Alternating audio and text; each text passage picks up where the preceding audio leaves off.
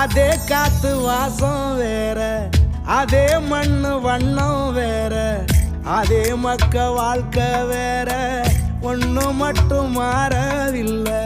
மத்த நாட்டு சுவையெல்லாமே ஒத்த வேலை உடைய போல, சுத்தமான நம்மூர் சுவையோ ஆத்தா தந்த உசுர போல. மூட்டி பாசம் கொட்டி சமைச்சது திண்டுக்கல் தலப்பா கட்டி, நெய்யூத்தி நேசம் கொட்டி இழுக்குது திண்டுக்கல் தலப்பா கட்டி.